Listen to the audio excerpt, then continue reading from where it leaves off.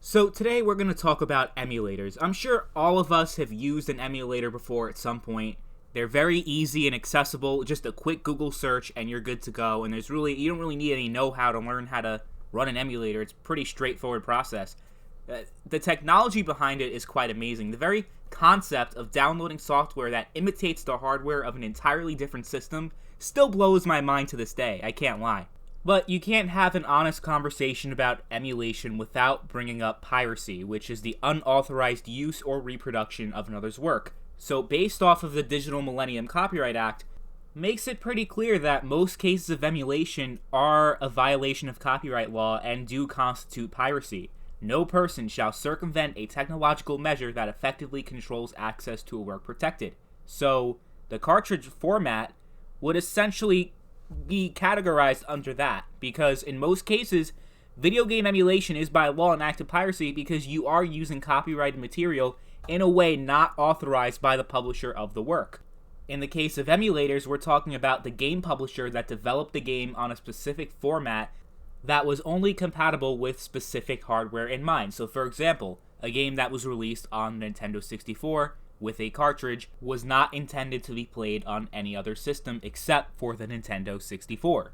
But we're not going to really talk that much about the law because realistically, unless you're hosting a website that hosts ROM files, then no one's going to pursue legal action against you for simply downloading the emulator and downloading a ROM off the internet. It's just not really something you have to worry about realistically. So instead, we're going to focus the conversation around ethics. When is it morally acceptable to download a ROM, and when is it blatant theft?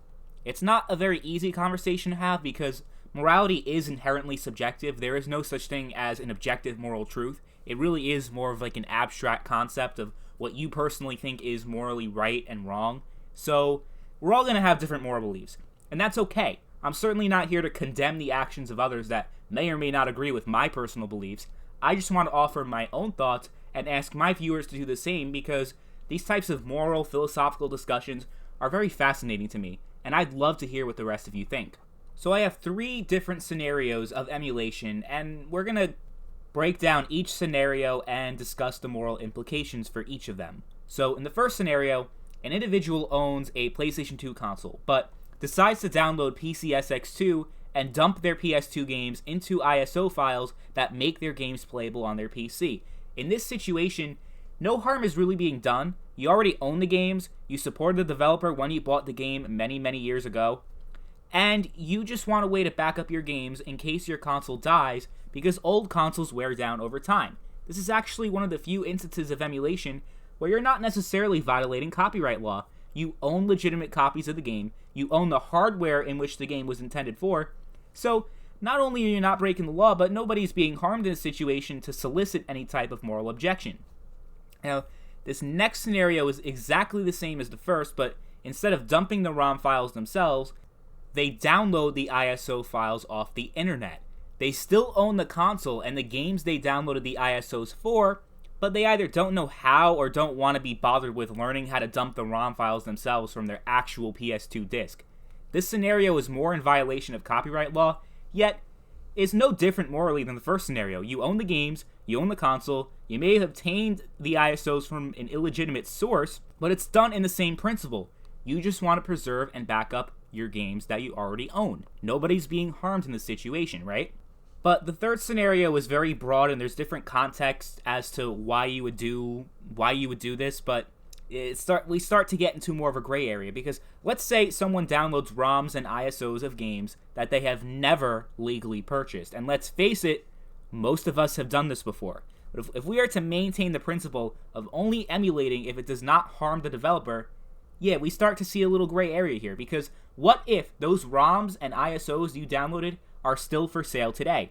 Some would argue that it harms the developers that still want to be compensated for their work even if the game is 10, 20 years old. So, would it be wrong to download an ISO for, let's say, Twisted Metal Black without ever owning a copy of the game?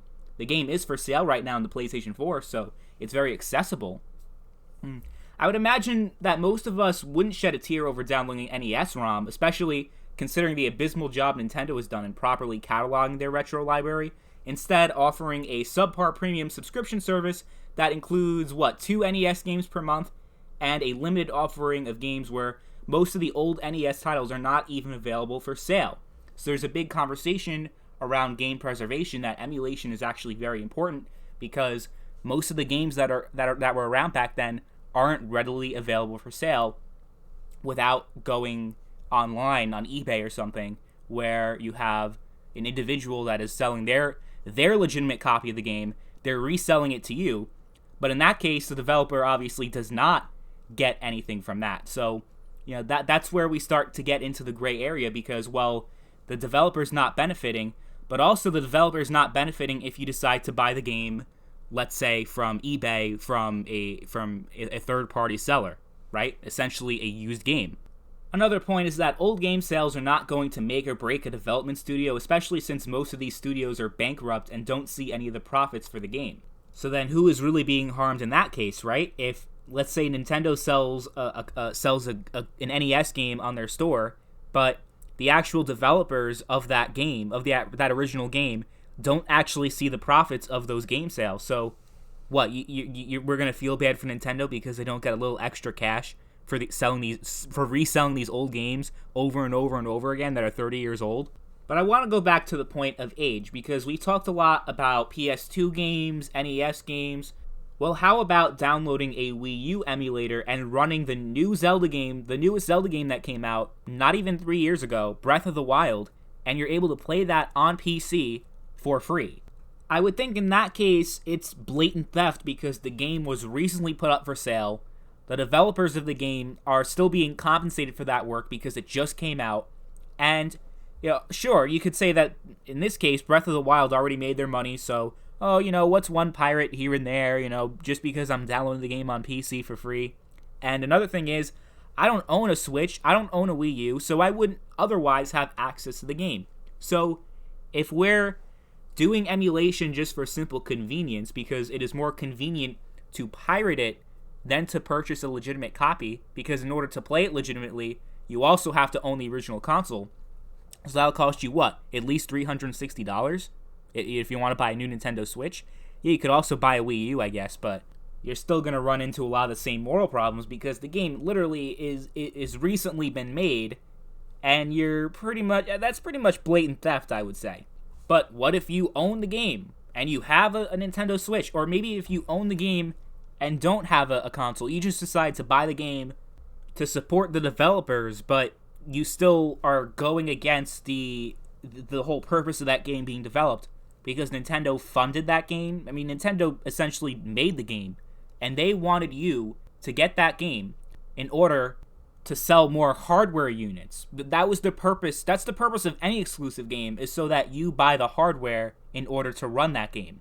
So if you're a PC gamer and you have no interest in getting any of those new Nintendo consoles, and you just want to play the game, you want to stick with your PC and not get a new console, because you feel like, why should I spend $300 for a brand new system when you only really care about playing one game for it? So you feel like, I shouldn't have to pay for a new system.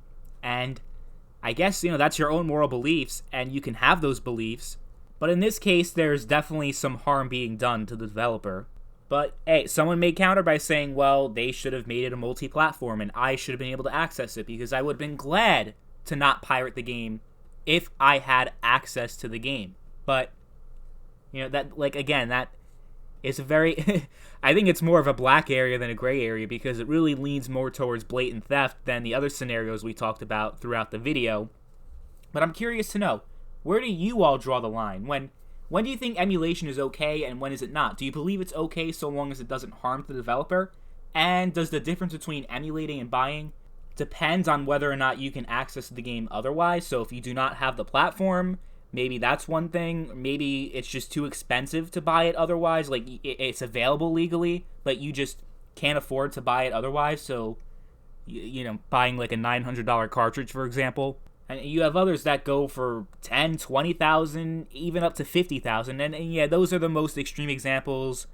Most of these old cartridges float around, the $100, $200, $300 if they're pretty rare. But the point is that the average person cannot afford that. So it becomes a lot easier to justify those situations as far as not actually owning the hardware that it's intended for and that being another barrier of entry.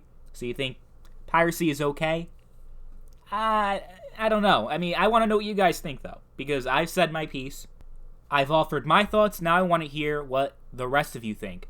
And I plan on making a follow-up video where I read your comments, so leave some good comments, leave some good opinions, because you just might be featured in an upcoming video. And also, this game, Splitgate, it was pretty popular a few months ago. Now it's completely dead. More people should be playing this game. It's amazing, and I just want to say that Splitgate Arena Warfare is awesome, and you should check it out. And if you guys decide to give it a download, maybe we can play it on Steam together. So that's all I got for today. Thanks for tuning in, and I'll catch you later. Bye!